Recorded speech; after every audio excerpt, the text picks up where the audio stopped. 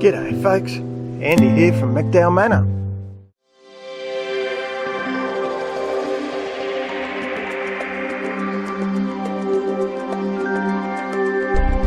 So in the absence of fruit fly now, you can see we're going pretty well with the cherry tomatoes. So tonight for dinner I figured I'd whip out a Puttanesca sauce.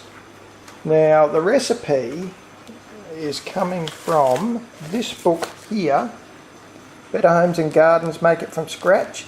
Really great little cheap magazine, cost me about $10 I think. $9.99, there you go. It's got a whole lot of really good stuff in there, everything from cheese to bread, yogurts, lots of cookie style things, and lots of stuff for your pantry. So homemade tomato sauce, all sorts of stuff like that. And amongst that is the make a red sauce, the Puttanesca sauce. So what I'm going to do, I'll just do what I always do and slowly scan down here so you can have a look later. There's the base recipe, and then over there is the different variations, which I think is pretty impressive. All on 2 pages. How good is that? So if you see that book, I recommend you pick it up. It's a bloody ripper. But today we're going to do the Puttanesca because I happen to have a half a bottle of olives I'm looking to use in the fridge. There you go. Alright, let's start with about 1 kilo of our cherry tomatoes that we grew from home. So the recipe actually says that they should be Roma tomatoes, peeled and seeded. I'm not playing that game. I'm just going to chuck them in the blender, give them a rough blend. Don't want to make it, too runny. Like a bit of chunk left in there, so we'll do that. Okay, so it says to use the recipe says to use 1/3 cup of onion. I'm not going to bloody measure 1/3 cup of onion. I'm just going to use an onion. And 4 cloves of garlic, which we'll mince and throw it into a saucepan with a little bit of oil and cook that up. Now, I know this is a bit more organised than I normally am, but I've gathered the ingredients. So there's some parsley from the yard as well. I've got some finely chopped anchovy fillets in there, probably 6. The recipe says to use some capers. I didn't have capers, so I added a few extra anchovies. I've got chopped up olive, the garlic, the onion, and step 1 will be the onion and garlic. So over here, I'll try not to go too fast because I know that makes you giddy.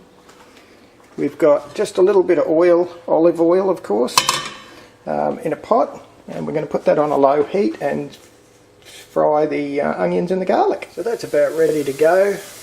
You can see the onions turn translucent. So we're going to throw all the rest of the ingredients except the parsley in. Whoops. It's worth mentioning that I've thrown the olives and the anchovies in because I want to give those anchovies just a 30-second fry off, and then I'll add the rest of the stuff. So that's what it looks like as it's assembled. That'll boil for a while now, probably 20 minutes. Not big boil, just come to a boil then simmer. Now, like everything that I cook, feel free to add or take out what you like and don't like, and I'm hoping that all these variations here give you the tip. I don't give you a recipe that you're intended to follow slavishly. What I try to do is give you a good base. So there's the parsley stripped. The leaves are in a cup. No, that's not a measuring cup. That's how I shred parsley. I just grab a pair of scissors now. I'll see if I can do it with the wrong hand. And just chop. And bear in mind that's my left hand, but that works a treat. A few minutes chopping like that and you've got beautifully shredded herbs. Now I will mention, I measure things like the balsamic vinegar very carefully with a proper measuring teaspoon and stuff. The wine I measured as well. Things like salt and pepper I never do because I go back and I taste it and then I add what I would like myself. Now the other thing I think I'm going to do is add a little bit of my homemade chili powder because my Rosie likes a little bit of chili, particularly in things like the pastas. Well, there's a couple of eggplants came out the yard. Anyway, so I'll add some chili powder, a good pinch, and then towards the end we'll add this, which will then be completely shredded parsley. And 20 seconds later, literally, we now have shredded parsley. How easy is that? So the fettuccine's in and cooking. Pretty soon, it's only just gone in. Pretty soon I'll start to warm this back up again. We'll add the shredded parsley and it should be good to go. Certainly looks the business, and I might have had a sneaky taste and said, yum, that's good. So I always pre-mix in the pot. I think it does a better job of mixing the sauce through the pasta.